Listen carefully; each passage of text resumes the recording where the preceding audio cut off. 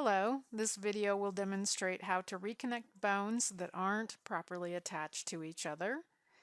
As you saw in the rigging lesson, when you create the bones, they do have to be attached in a certain way in order to work. But if for some reason you got off track or you ended up adding some bone after you created the entire bone rig, there's a way to fix this. So I'm going to go over here and click on Manipulate Bone, and you'll see that this arm isn't attached to the character. All right, there's other bones that are working okay, but that's not. This upper arm bone needs to be attached to this chest bone here, but it's not. Here's what to do. Go into Tools, click on the Select Bone icon, and click on this upper arm bone. Then back to Tools and click on this icon for Reparent Bone. And then point to and click on the bone it should be attached to. In this case, the upper arm bone should be attached to this chest bone here. You'll see that the line with the arrow is now pointing to that bone. Let's look at one more example on this character. I'm going to go down here, and with Manipulate Bone, I'm going to move this leg. And we'll see, whoa, that's not good. So this foot bone here is following this leg. We can investigate why. Let's click on the Reparent Bone icon to try and find out. So if we look at this bone right here, the one that was following that leg, we'll see there's a line going from it and pointing up to this thigh bone on the wrong leg.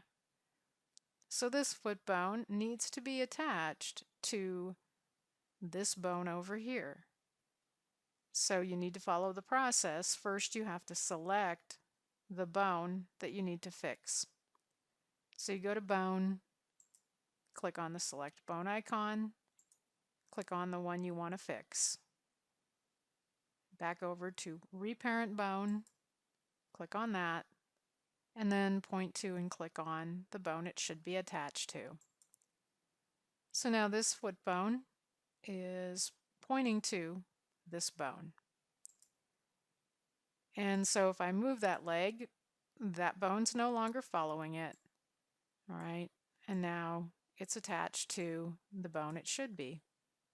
Also, remember that if you need to make adjustments at joints like knees and elbows or anywhere else, then you can just go over here to the Transform Bone tool and click on it.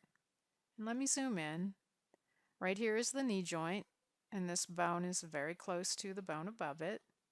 You can make that adjustment right in that area if, when you bend, it's not looking right.